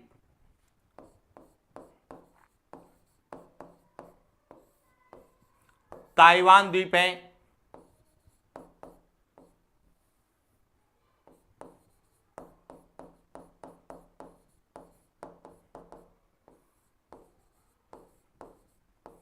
फिलीपींस द्वीप है, वह भी किसका भाग है? वह भी प्रशांत महासागर में स्थित है। तो क्लियर हो चुका होगा कि प्रशांत महासागर के कौन कौन से द्वीप है। हांगकांग है, न्यूजीलैंड है, तस्मानिया है, तस्मानिया,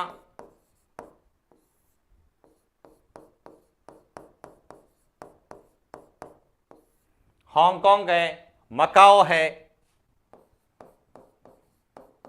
जो द्वीपीय देश हैं।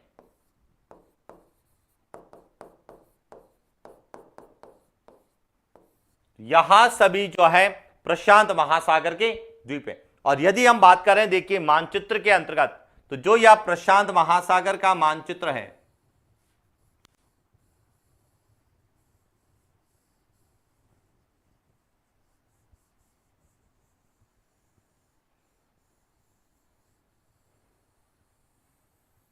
इसमें यदि द्वीप की बात करें तो देखिए एक एक पॉइंट। यहां ऑस्ट्रेलिया के दक्षिण में यह है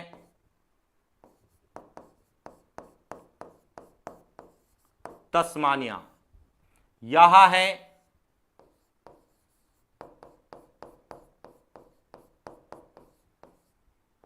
न्यूजीलैंड, यहां जो पूरा भाग है यहां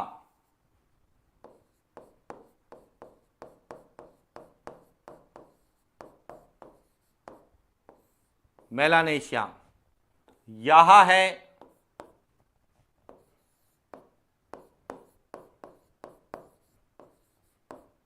बोर्निया, यहां है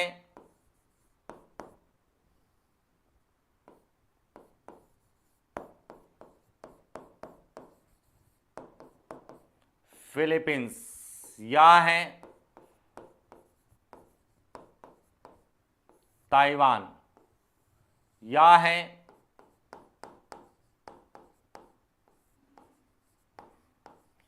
जापान द्वीप। इसी तरह से हवाई द्वीप भी मिलेगा आपको, हवाई द्वीप। तो इस तरह से जो है प्रशांत महासागर में जो है अधिकांश द्वीप है, और विश्व में सबसे ज्यादा द्वीप कहां है? प्रशांत महासागर में। और प्रशांत महासागर में जो द्वीप पूछे जाते हैं, एक तो पूछा जाता है बोर्निया और एक पूछा जाता है जापान द्वीप। जापान द्वीप जिसके 4 भाग है, सबसे जो है उत्तर में होन्सु, सबसे उत्तर में होन्सु, उसके बाद होकेडो, होकेडो के बाद में तीसरा जो है वह है क्यूसु, और चौथा जो है वह है शिकोकू। तो यहां चारों जापान द्वीप के अंतर्गत आते हैं, और यही हमें एग्जाम में पूछे जाते हैं। जापान द्वीप का उत्तर से दक्षिण क्रम, या यह किस महासागर में स्थित है। इसके बाद आता है प्रशांत महासागर की प्रमुख खाड़ियां और सीमांत सागर। तो देखिए, बात करते हैं प्रशांत महासागर की प्रमुख खाड़ियां कौन सी हैं।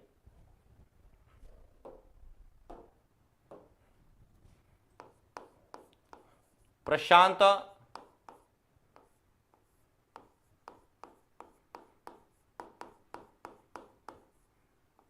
महासागर की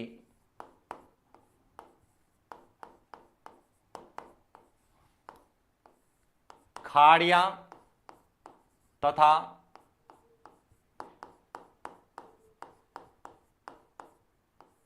सीमांत सागर कि कौन कौन सी खाड़ियां हैं और कौन कौन से सीमांत सागर हैं। सबसे पहले बात करते हैं खाड़ी किसे कहते हैं।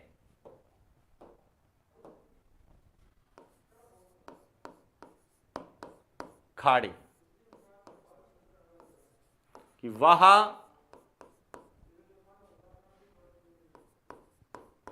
जल राशि जो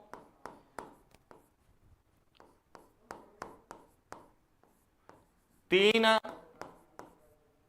और से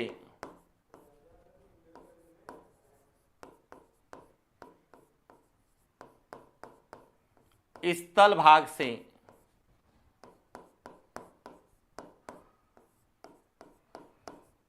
गिरे हो, खाड़ी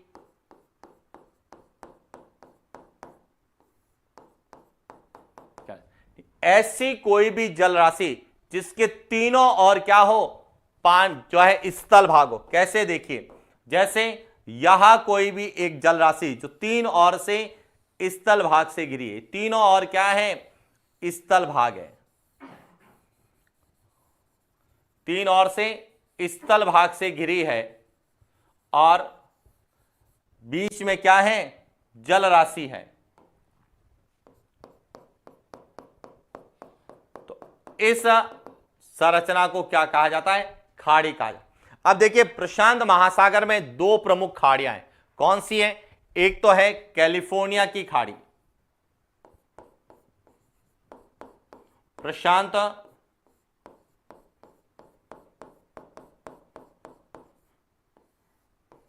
महासागर की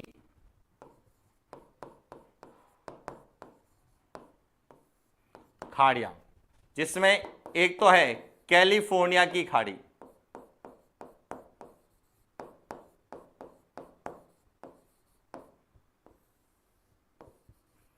कैलिफोर्निया की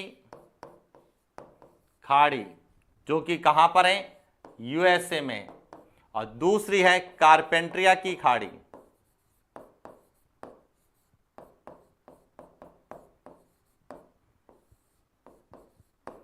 कारपेंट्रिया की खाड़ी यहां कहां पर है,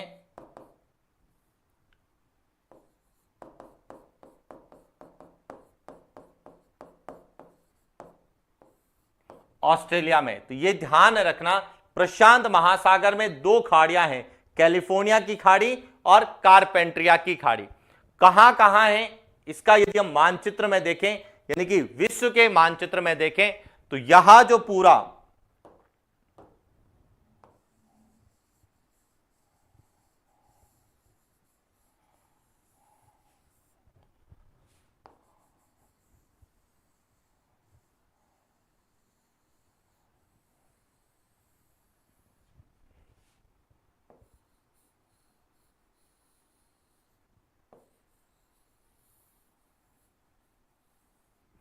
इसमें जो दो प्रमुख खाड़ियां हैं, एक तो यहां खाड़ी, यहां कहलाती है कैलिफोर्निया की खाड़ी,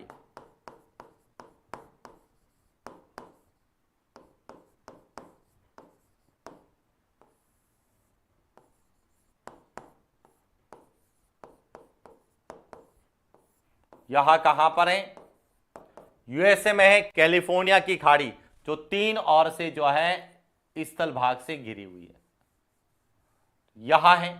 इसी तरह से यहां एक खाड़ी है, यहां कहलाती है कारपेंट्रिया की खाड़ी,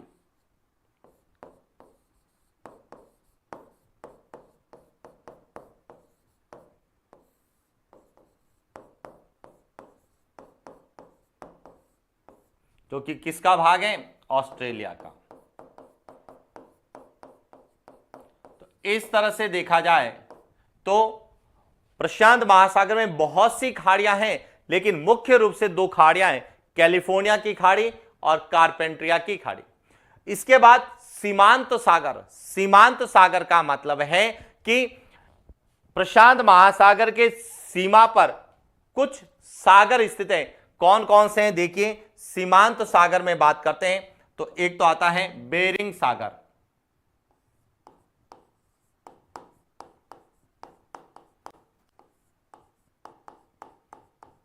कौन सा है, बेरिंग सागर।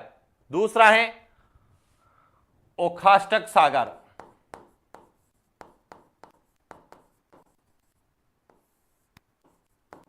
ओखास्टक सागर है। जापान सागर है,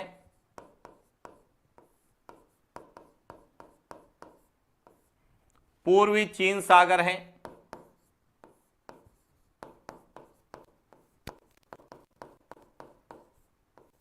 दक्षिणी चीन सागर है,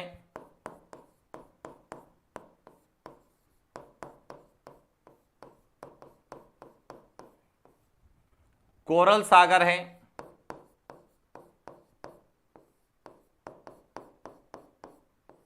तस्मान सागर है,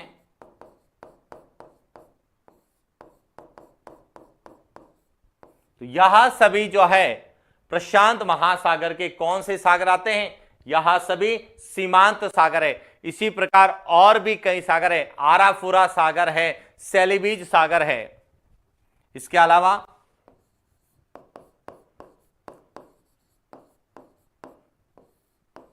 आराफुरा सागर है,